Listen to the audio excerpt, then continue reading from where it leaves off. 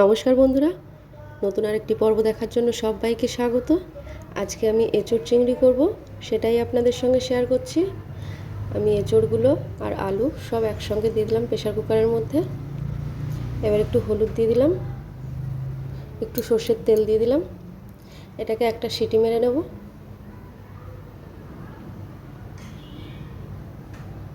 এদিকে মশলাটা তৈরি করব, তার জন্য রসুন আর আদা দিয়ে দিলাম, শুকনো লঙ্কা আর কাঁচা লঙ্কা দিয়ে দিলাম, জিরে, ধনে আর টমেটো দিয়ে দিলাম। এদিকে কড়াইতে তেল দিয়ে দিয়েছি। সেদ্ধ করে রাখা এঁচোড়গুলো এবার ভালো করে ভেজে নেব।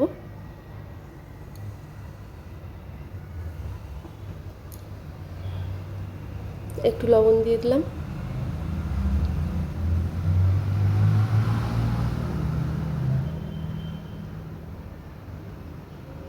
ভাজা হয়ে গেছে, এবার তুলে নেব। আলুগুলোও ভেজে নেব।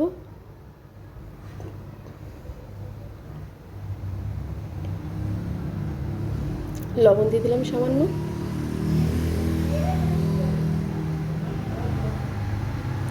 এদিকে আমি চিংড়ি মাছগুলোতে একটু লবণ হলুদ মাখিয়ে নেব।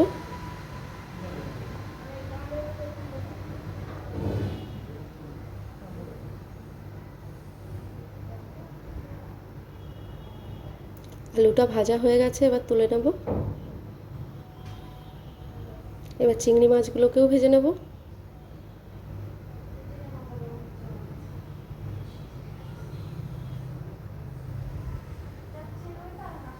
চিংড়ি মাছগুলো ভাজা হয়ে গেছে, তুলে নেব।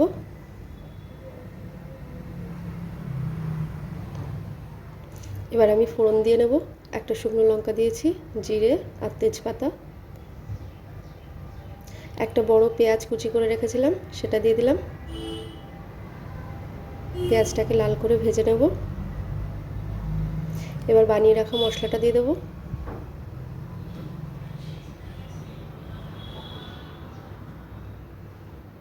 লবণ দিয়ে দিলাম, হলুদ দিয়ে দিলাম,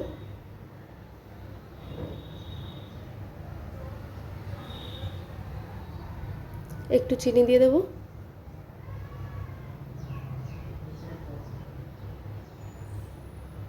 মশলা থেকে তেল ছেড়ে গেছে, এবার ভেজে রাখা আলু, এঁচোড় আর চিংড়ি মাছ দিয়ে দেবো।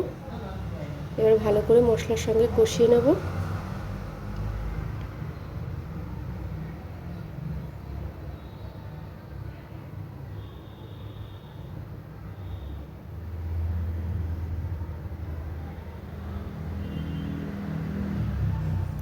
মশলাটা আমার কষানো হয়ে গেছে ভালোভাবে এঁচোড়ের সঙ্গে।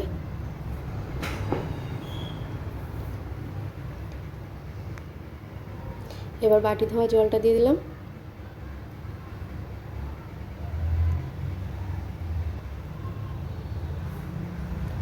আর একটু পরিমাণ মতো জল দিয়েছি। এবার লবণ দিয়ে দিচ্ছি, হলুদ,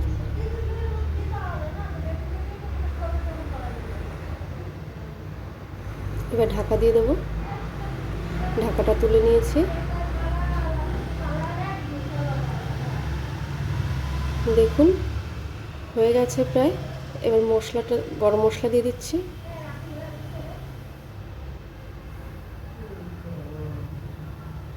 বন্ধুরা, এঁচোড় চিংড়ি আমার বাড়ির সবারই খুব পছন্দের একটি খাবার। তো আপনাদেরও যদি ভালো লাগে এইভাবে বানিয়ে দেখবেন একবার, খুব ভালো লাগবে খেতে।